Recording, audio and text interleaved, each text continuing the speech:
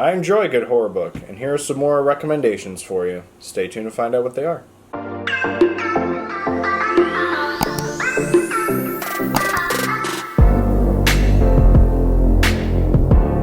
Alright guys, welcome back to my channel. I'm Zach with Zacks Books, and today I've got for you Horror Book Recommendations Part 4. This is a kind of like a series I've been doing where obviously I read horror books, and some of them I thoroughly enjoy, and those books I want to share with you and let you know, like, hey, this is worth looking at, this is worth checking out. And so I share them with you. Obviously these books will be linked down below if you're intrigued with any of them. Also make sure you let me know in the comments what your favorite horror book is, or some recommendations you have. Make sure you let me know in the comments if you haven't done so already. I know I've had 3 of these. Don't forget to like, comment, and subscribe, and let's get this list started. Alright guys, first book I'm going to talk about is Clown in a Cornfield by Adam Caesar. So this was I think it was my very first YA horror book, and I absolutely loved this. I did this as a reading vlog when it came out. Check that out up here if you have not done so already. I think this was a 5-star. Like I said, I read it when it first came out, and it's been about a year or so. I really did enjoy this book. So this is about like some high school kids, and they're at this high school, and their mascot's like this clown.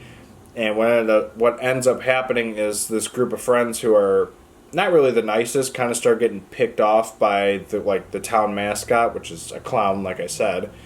And you find out the truth about what it was and what was going on, and I thought it was such a great concept, and I absolutely love this book. I had actually read it not that much before this, and so I think that's what made me like go on a clown hunt, and this was the book that piqued my interest and actually worked for me, and I really enjoyed it. So I talk about it more in the reading vlog, so again, make sure you check that out. And again, we did have that up here, so if you want to take a look at it, feel free to click on it. But yeah, first book, Clown in a Cornfield by Adam Caesar. Alright, next book I'm going to talk about is Rosemary's Baby by Ira Levin. I think that's how you pronounce it. We also did this in a reading vlog. It was reading 3 classic horror books. I know I've done a few of those. I don't remember which one it was, but we will link it up here so you can take a look at it. I think that did include Silence of the Lambs. I don't remember, though. Which both of them are 5-star books. Rosemary's Baby is a really solid story. It's a classic. Everyone knows it. Rosemary, is dating this guy, and she wants to have a baby. She gets pregnant, and lo and behold, you find out that her son is actually like the devil offspring, and you find out that the devil's the father, and it's a really weird book. And there actually is a sequel to this book called The Son of Rosemary that I want to read, and I'm intrigued to read it. Not a lot of people have enjoyed that book, though. I have only read negative things. Like when you look at the star ratings, it's like between a 2 and a 3 for everybody, if that. There's a few people who said they DNF'd it. So I'm intrigued to read Son of Rosemary, but like I said, Rosemary's Baby, it's such a classic. Y'all know it.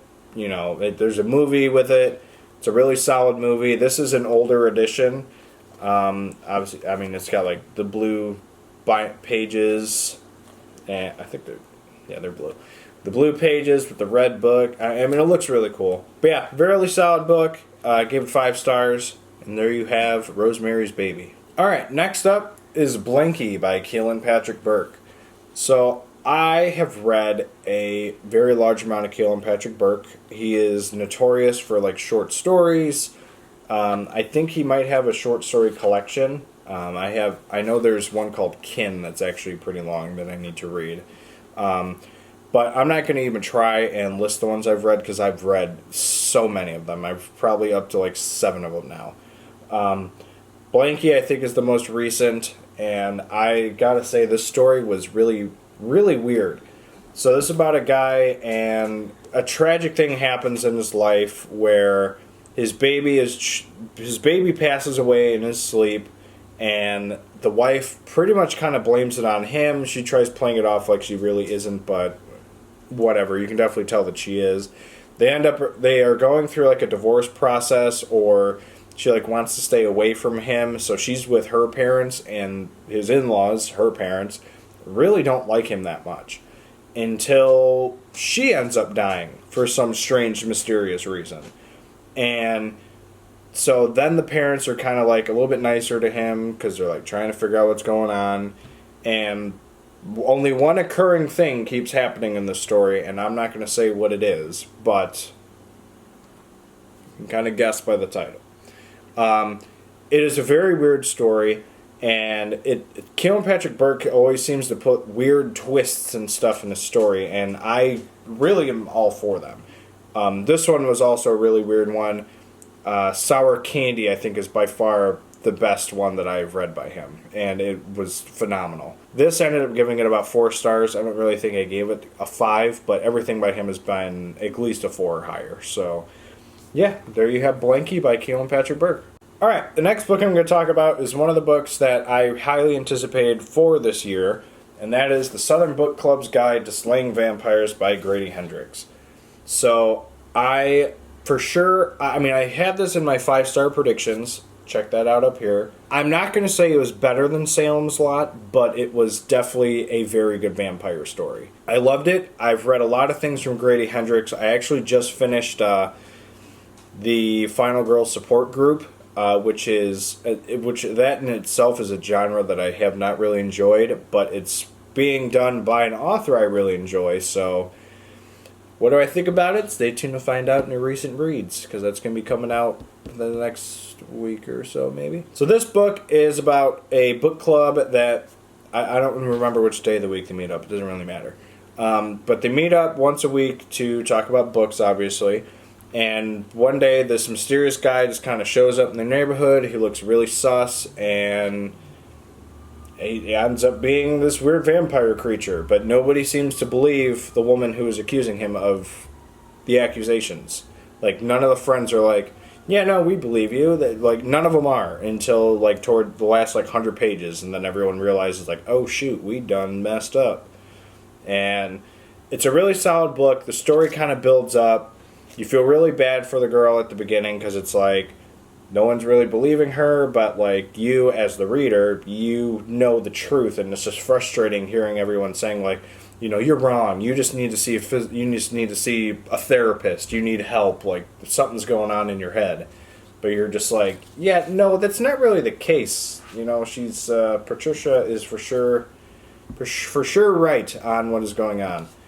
But yeah, it's a really solid book. I gave it 5 stars, and there's not much else I can really say about it. It's such a good book. But yeah, there you have Southern Book Club's Guide to Slaying Vampires by Grady Hendrix. Alright, the next book I'm going to talk about is Near the Bone by Christina Henry.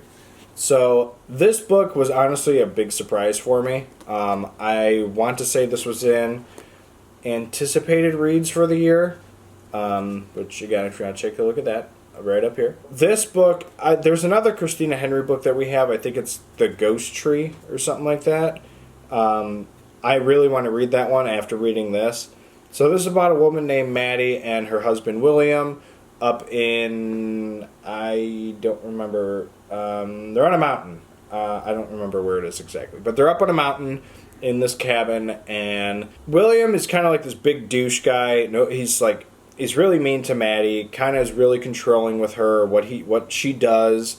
And one day while they're out hunting, they stumble across this cave, and there's a bunch of bones in it, and so they're freaking out. And then they meet these 2 random guys, and William is just like really protective, and one of the guys is like, hey, you look familiar, like saying that to Maddie, and she's like, I've never met you in my life. And when you find out what the truth is behind William being so, like, attached to Maddie and protective of her, you realize it's not really being protective, and it's really, really messed up. I don't want to say any more than that because that will spoil the book, but I will say I do enjoy what happens to William. But yeah, very good book. Gave it 5 stars. There you have Near the Bone by Christina Henry.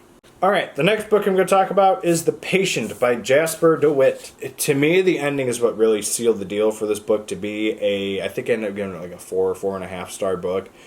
The whole book's at the beginning, I'm not going to lie, kind of can be dull at times, but the ending is what sold the book on me. And I literally, like, as soon as I finished it, I even, like, yelled that to Danielle. Because she gave it 5 stars, and I was trying to figure out why. Because, like, 3/4 of the way through, I'm like, I don't even know what the hell's going on. I don't, like, what is this? And then as soon as I finished it, I was like, I understand.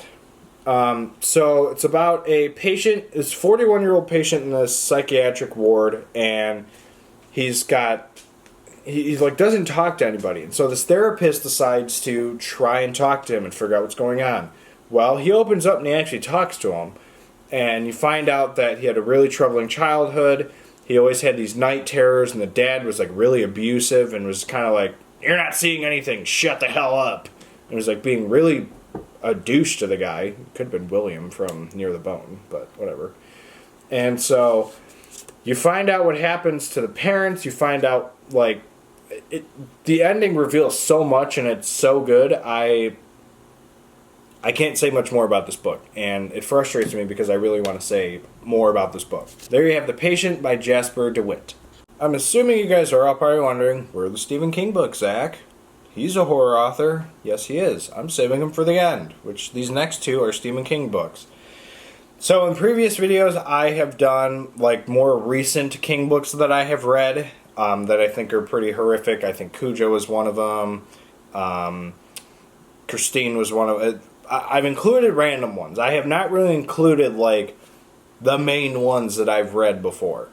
And so it's been a while since I've discussed these books, and so I figured I should include them on this one.